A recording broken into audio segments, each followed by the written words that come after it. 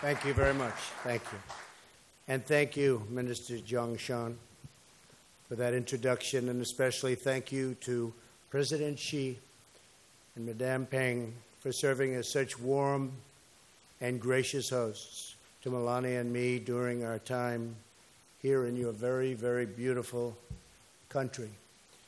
To both the American delegation and to the Chinese business representatives here, your discussions greatly strengthen our partnership and provides a critical bridge between our business community and yours, and thank you for that. During my time in Beijing, President Xi and I have had several conversations about our common goals and interests. Beyond that, we talk often. There's a very good chemistry between the two of us, believe me. My administration is committed to improving our trade and business relationships with China.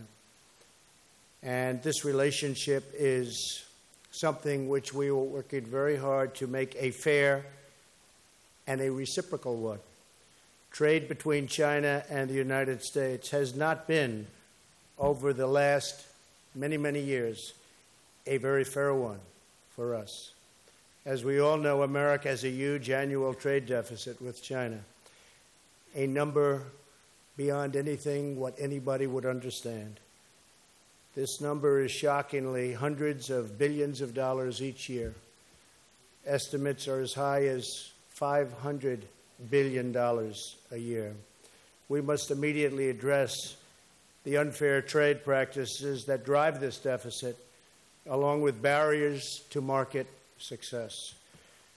We really have to look at access, forced technology transfer, and the theft of intellectual property, which just by and of itself is costing the United States and its companies at least $300 billion a year.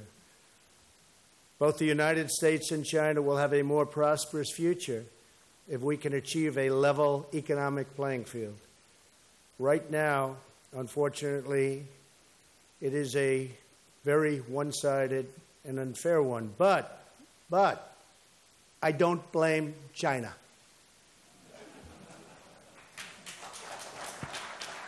After all, who can blame a country for being able to take advantage of another country for the benefit of its citizens? I give China great credit.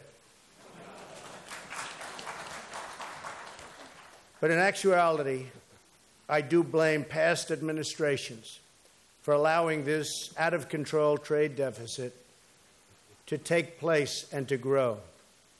We have to fix this because it just doesn't work for our great American companies, and it doesn't work for our great American workers. It is just not sustainable.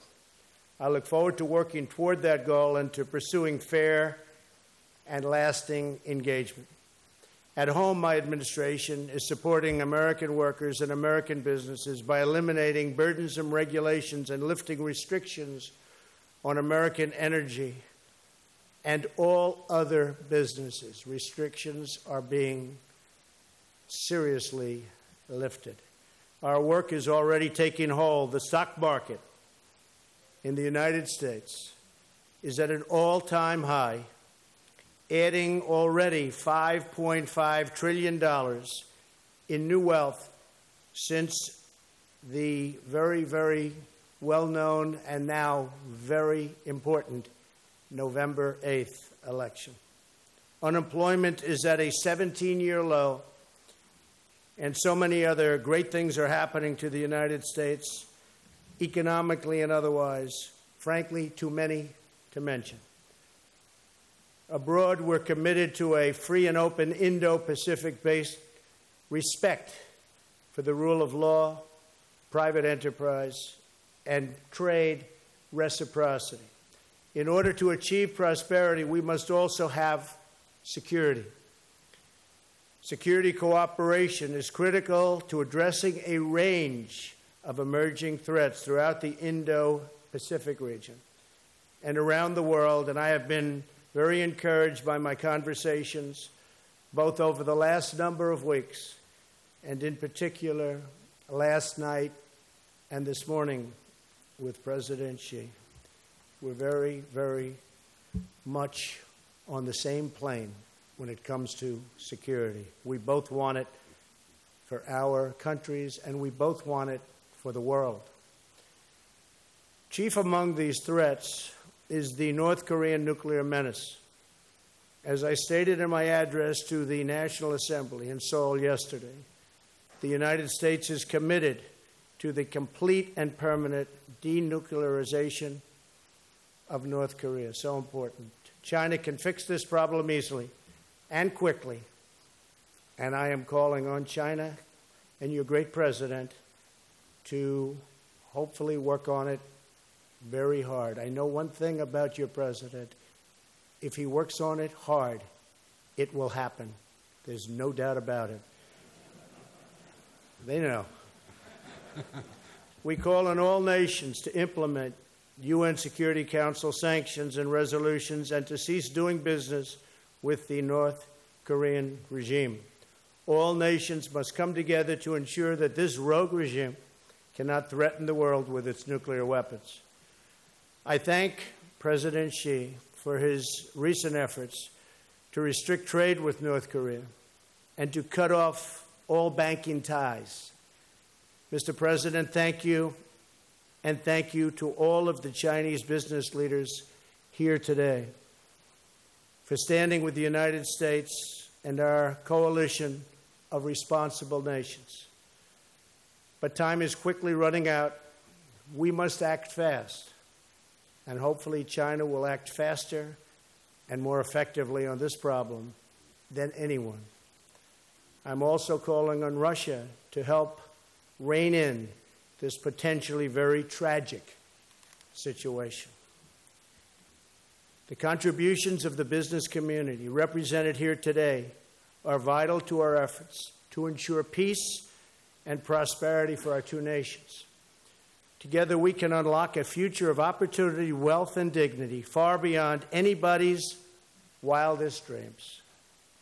In your discussions today, I hope you will learn from each other and identify new ways to advance our economic cooperation. I am depending on all of you to work together to find opportunities of mutual agreement and shared prosperity. The hardworking people of America and the hardworking people of China deserve the very best solutions to achieve prosperity, happiness, and peace. Thank you very much. Thank you. Thank you.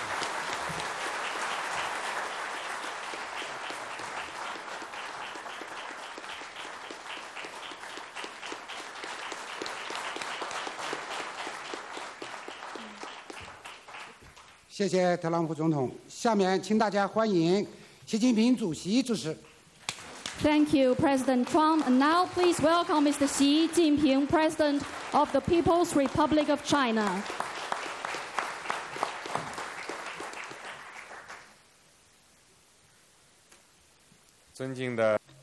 The Honorable President Trump, Chinese and American business representatives, ladies and gentlemen, dear friends.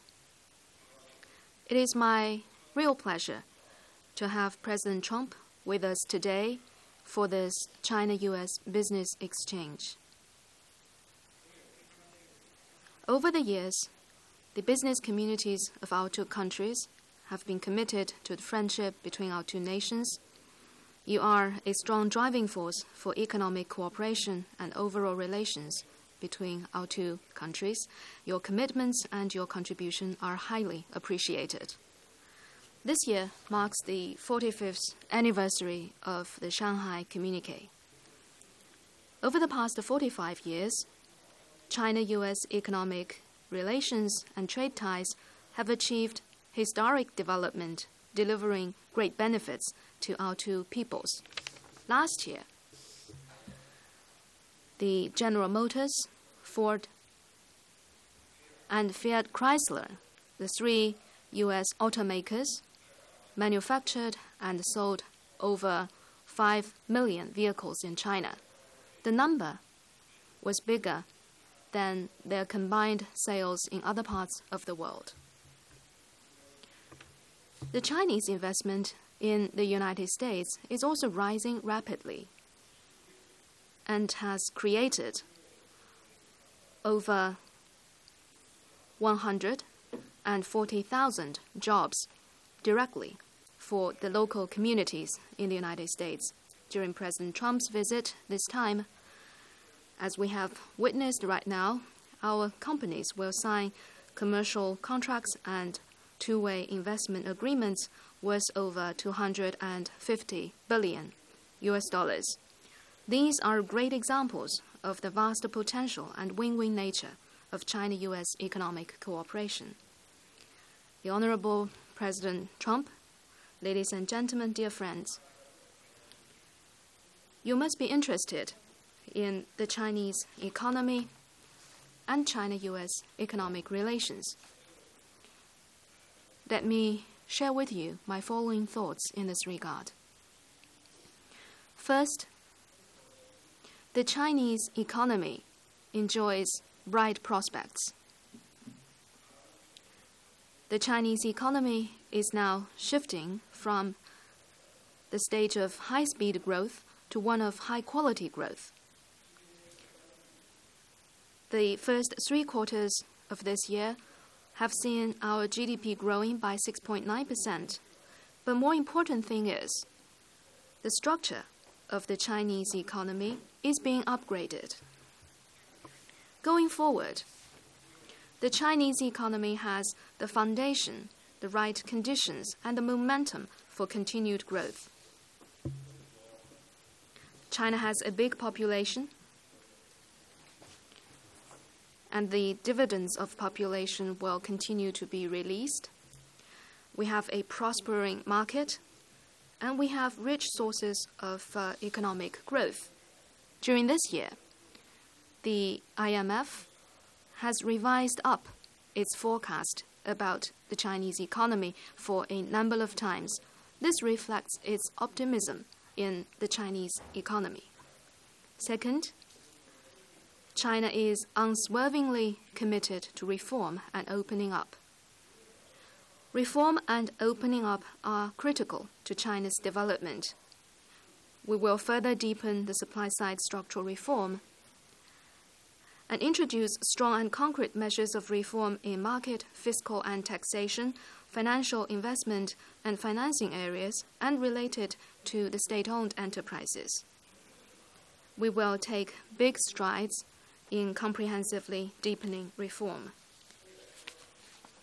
Opening up is China's basic state policy. China will not close its door of opening up and will open it even wider. We will act on the blueprint laid out by the 19th Party Congress of the CPC, break new grounds in opening up on all fronts. Foreign companies in China, including the American companies, will find the business environment here more open, more transparent, and more orderly. Third, China-US business cooperation has vast potential. As the biggest developing and developed country, China and the United States have much more areas for economic cooperation rather than competition. It is estimated that in the coming 5 years, China will import $8 trillion of goods. Chinese citizens will take 700 million overseas travels. These mean vast potential for economic cooperation between our two countries. China is willing to expand its imports of LNG, crude oil, and petroleum products and other energy products from the United States. We will also explore the potential of U.S. exports of beef, cotton, and other agricultural products to China. We will also deepen cooperation on service trade, including in the areas of tourism, movie, and education, while we also hope the U.S. will further ease its export control on civilian technologies and products to China. We will continue to encourage Chinese companies to invest in the United States and also welcome active participation of American companies and financial institutions in the Belt and Road projects. With our economic relations expanding rapidly, it is natural that we may have differences from time to time. The important thing is we act in the spirit of mutual benefit and mutual understanding and seek proper settlement through dialogue and consultation. A Chinese philosopher once observed that trading can generate friendship and mutual benefit. Looking ahead, I have full confidence that with joint efforts of you, the business representatives present here today, and the business communities of our two countries, China-US economic relations will achieve greater success on the basis of equality and mutual benefit, and our two peoples will gain increasing benefits along this process. Thank you.